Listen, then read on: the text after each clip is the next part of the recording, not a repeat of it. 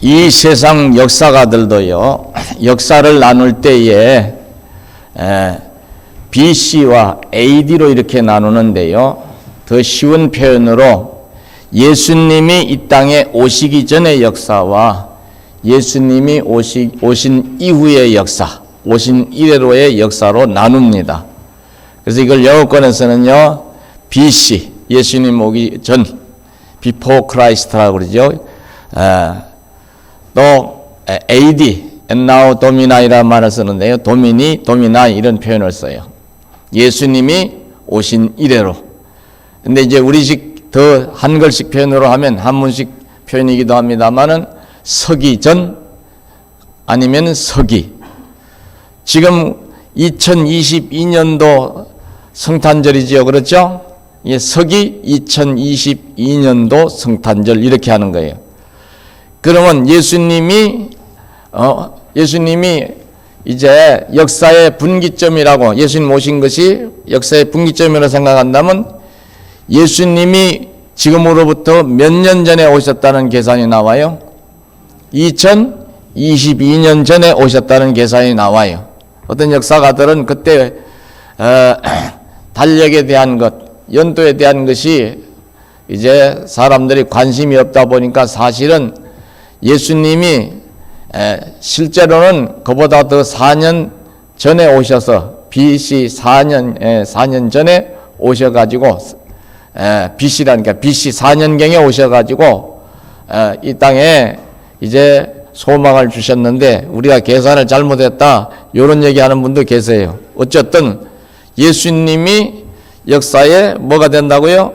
분기점이 되니 분기점. 따라서 해봐요. 예수님은 역사의 기준이시다. 우리 인류 역사의 기준이 되시는 거예요. 이거는 예수님을 알지 못하거나 믿지 않겠다고 고집을 부리는 분들, 예수님을 뭘 믿는다고 뭐가 달라지냐고 의심하는 분들도 다 이구동성으로 동의하는 거예요. 인정하는 거예요. 그러니까 저와 여러분은요, 역사의 주인이 되시는 우리 주님이 이제는 우리의 구주가 되시고 우리는 그의 백성이 되어서 살아가니 얼마나 큰 은혜요 축복인가를 알아야 됩니다.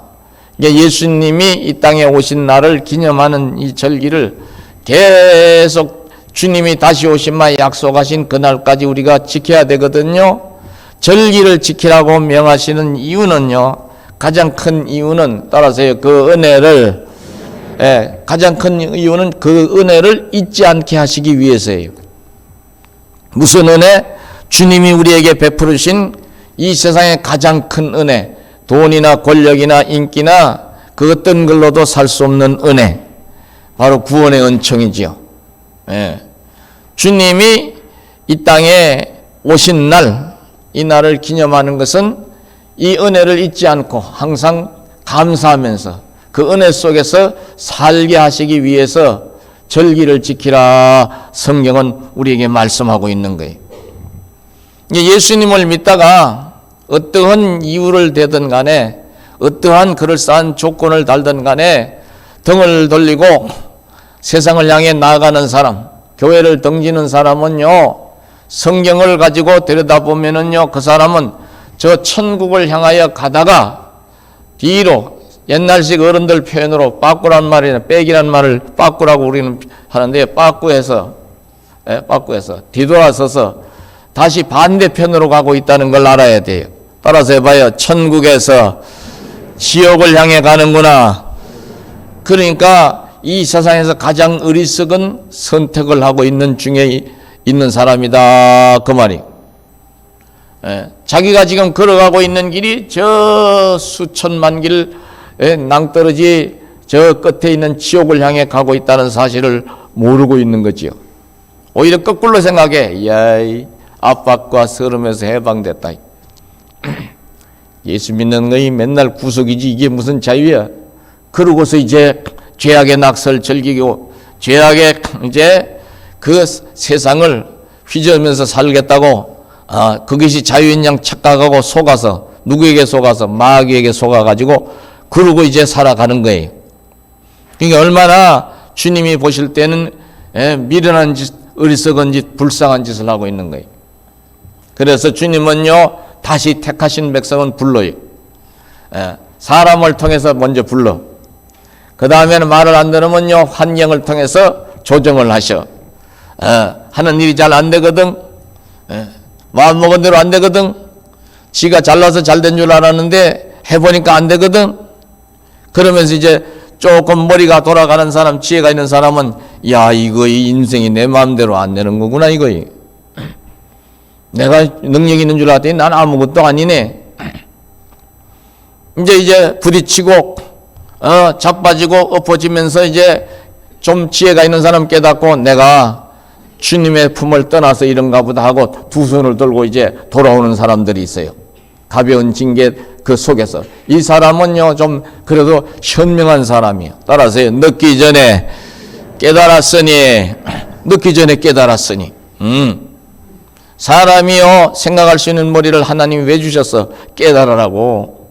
잘못된 거 깨닫고 잘못하는 거 깨닫고 잘못 생각한 거 고치라고.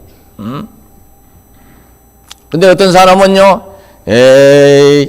올해는 운수가 불길하는가 보다 야. 또 이제 미신적 사고에 매이는 거예요. 어떤 사람은요 이게 다 우리 마누라 탓이야. 남자들 흔히 그전에 우리 한국 남자들 못난 인간일수록 제 식구 탓하는 그런 사람들 들어 있었어요.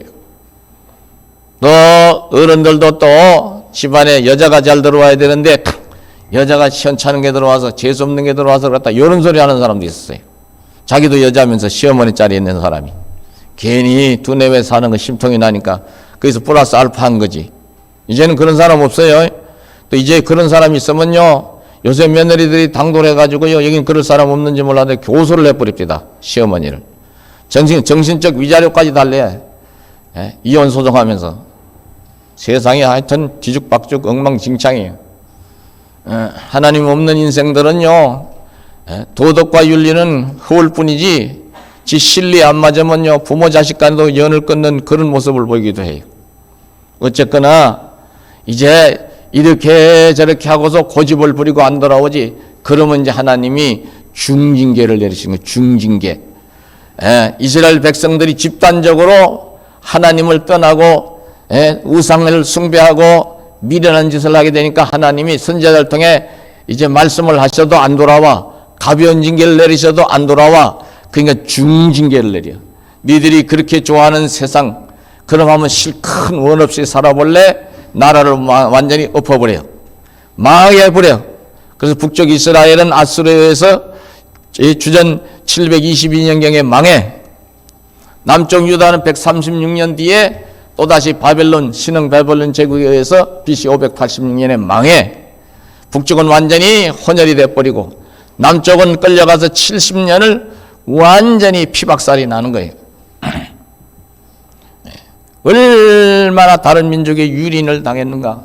시편에 보면 그 일부가 나와요. 너 이제 역대기서나 열왕기서나 이 성경을 자세히 들여다보면 소선지서를 또 들여다봐도 나와요. 다니엘서 같은 성경에도 보면 자세하게 그 상황이 나와요. 여러분들 내 나라 내 땅에서요 하나님 은혜 가운데 이렇게 살아간다는 것이요 이게 얼마나 큰 은혜인지를 알아야 돼. 우리는 과거에 중국에 의해서 얼마나 유린을 당했어요. 그때는 중국이라고 안 하고 뭐 몽골이니 청나라니 명나라니 뭐 이런 이름으로 불려졌지. 또 일본 사람들에 의해서 얼마나 유린을 당했어요. 1592년에 일어났던 7년 대환란이라고도 하지요. 임진왜란. 그리고 이제 다시 1910년경 10년대 일어난 한일 강제합병. 말이 좋아 합병이지. 완전히 일본에 의해서 어떻게 돼요? 나라를 통째로 갖다가 바치는 꼬라지가 되어버렸으니. 그러고서 35년을 죽을 고생을 했잖아요. 응? 우리 어른들이. 그리고 이제 해방돼서 좋은가 보다 했더니 그 정치판에 있는 몇몇 욕심에 지나친 인간들에 의해서 이념 전쟁을 하는데 그게 남북 전쟁, 북한이 남쪽을 쳐서 김일성 집단이 일어난 6.25 전쟁이지요. 근데 북쪽 이스라엘이 아수르에서 무너지고 남쪽 유다가 바벨론 제국에 의해서 무너지면서 그때 이제 선각자의 자리에 있던 사람들이 깨닫는 거예요. 믿음이 조금이라도 남아있던 사람들이 깨달은 거예요. 우리가 하나님을 떠났기에 하나님이 우리를 떠나시고, 우리가 하나님에게 등을 보였기에 하나님도 우리에게 얼굴을 돌리시고 보이지 않으시니 우리가 이꼬라지가 났구나 하고 철저하게 남은 자들이 회개하고 눈물로 통곡하고 하나님을 향하여서 이제 간절하게 기도를 올리지요. 이제라도 우리가 마음을 고쳐먹고 온전히 회개해야 되겠다. 그 다니엘이 같은 사람은요, 우상의 음식을 그 새 친구들은 먹지 않기 위해서 뭐합니까? 이제 물과 채소로만 살겠다고 결심하고 행동을 옮기고, 불무불 속에 들어갈지라도 우상 앞에 절하지 않겠노라 선언을 하고, 다니엘 새 친구들이 불물불 속에 던져줘도 꼼짝도 안 하잖아.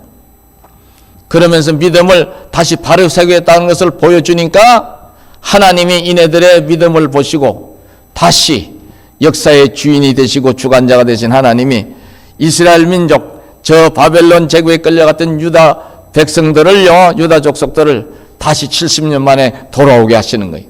다시 교회당, 오늘날로 말하면 성전을 재건하게 하시고 성벽을 재건하게 하시고 자기 이제 논밭을 가꾸면서 살아갈 수 있는 길을 열어주시는 것을 볼 수 있어요. 이걸 통해서 하나님이 당신의 택한 백성들이 하나님 은혜 안에서 살면서 복을 누리고 그 영광을 드러내야 되는데 그렇게 안 하면은 이런 징계도 내리시는구나 하는 걸 우리로 하여금 오늘날 우리로 하여금도 깨닫게 하시려고. 그러니까 여러분과 제가요, 항상 하나님 은혜 안에서 살다가 주님이 오라 하실 때 이제는 영원한 하나님의 나라로 가는 것이 이 땅에서의 삶의 옳은 길이고 올바른 선택이고 가장 복된 길인 줄로 아시기 바랍니다. 예수님께서 이 땅에 오셔서 우리에게 이 구원의 은총을 주시고 이제 또 예수님이 이 땅에 오셔가지고 구원의 은총만 주신 것이 아니라 성천하시면서 성령을 약속하셨죠. 성령을 보내지마. 그래서 성령을 보내주심으로 우리 가운데 그 주님의 본체가 되신 하나님이, 따라서 영원히 우리와 함께 계시니, 이걸 임마누엘이라는 표현을 써요. 임마누엘. 엘은 하나님이라는 뜻입니다. 임마누엘은 함께 하신다는 뜻이고요. 그래서 마태복음에서는요, 마태복음 1장 21절에서는 예수님께서 자기 백성들을 그에 대해서 구원할 자로 표현을 하고 있고, 1장 23절에서는요, 하나님이 우리와 함께 하신다는 정표로서 그 예수님을 임마누엘이라 이렇게 표현하기도 한다고 말씀하고 있어요. 그러니까 여러분, 예수님은요, 임마누엘의 예수님이에요. 그러니까 저와 여러분이요, 예수님을 믿는 한은, 따라서 내 평생에 나와 함께 하시는 예수님, 신약적 표현이요. 구약적 표현, 나와 함께 하시는 하나님. 사람은요, 영원한 동반자는 이 세상에 없어요. 하나님이 저를 성직자로 만들고 여러분 앞에서 말씀 대언하게 하시려고 그러셨는지는 몰라도요, 그걸 저는 19살 되기 전에 깨달았어요. 저희 아버님이 19살 때 돌아가셨는데요, 그 이전에 미리 몇 년 상간에 할아버님 돌아가시고 할머님 돌아가시고 얼마 있다 또 아버님 돌아가시고 세 번 내가 미리 상복을 입었어요. 장남의 장손이니까. 근데 할머니, 할아버지는요, 오래 사실 줄 알았어요. 제 아버님도요, 저렇게 기운도 뻗치고, 저렇게 힘도 좋으신데, 체격도 보통 사람보다 훨씬 더 큰데, 어깨 하나가 더 큰데, 오래 사시겠지. 꿈에도 생각 안 했어. 근데 가시더라니까. 어느 날 밤에, 밤새 안녕히 주무셨나요? 하는 그 인사 말대로 안녕치를 못했던 모양이에요. 그런 것들을 통해서요, 사람은 아무리 내가 붙들고 있으려고 해도 내 주변에 나와 가까운 사람, 내 사랑하는 사람들도 때가 되면 사람은 떠나가는구나. 나도 언젠가는 떠나가겠죠. 여러분도 언젠가는 떠나가야 돼. 정든 사람 남겨놓고. 그러나 주님은 우리를 떠나지 않으시는 거예요. 보라, 내가 세상 끝날까지 항상 너희와 함께 있으리라 약속하신 주님의 말씀을 믿으시기 바랍니다. 그래서 임마누엘의 주님, 임마누엘의 하나님이라는 거예요. 우리가 우리가 이러한 은혜 속에서 사는 이 기쁨의 세월을 이제 성경은요 이렇게 표현을 하고 있어요. 다른 표현으로 따라서 해보십시다. 복음, 복된 소식이라 이거예요. 복된 소식. 누가복음에서는 큰 기쁨의 좋은 소식이라고 그랬어요. 한 번 더 합시다. 큰 기쁨의 좋은 소식. 이 세상에서 예수님 탄생보다 더 큰 기쁨의 좋은 소식은 없는 거예요. 비교해 보면. 그러니까 가장 큰 은혜요, 가장 큰 복을 누릴 수 있는 그런 길을 예비해 놓으시고 그 소식을 우리로 하여금 듣게 하시고 믿게 하시고 하나님 백성으로 이렇게 모여서 공동체를 이루면서 하나님께 영광을 돌리면서 살게 하셨으니 육으로야까지 그 집이 있고 없고 좋은 데 살고 좀 그렇지 못한데 환경적으로 살고 할지라도 그거 얼마나 큰 차이가 있어요. 그거 별로 없어. 차이 없어. 우리는 영원한 하나님의 자녀로 살아가니 이보다 더 큰 은혜와 복은 없다고 말이에요. 그러면서 저와 여러분이 이제 하나님 은혜 가운데서 진리를 잘 세워나가면은요 땅에서도 절대로요 꼬리 인생 살게 안 하셔. 따라서 머리 되게 하시고 빌어먹게 안 하세요. 구워줄 망령 꾸이지 않게 하시는 하나님이요. 할렐루야. 조상 잘 만나야 잘 사는 거 웃기는 소리예요. 조상을 암만 잘 만해도 빌어먹는 나라가 얼마나 많아요. 그리고 망하는 짓을 하다가 결국 감옥에까지 가는 그런 사람들이 얼마나 많아요.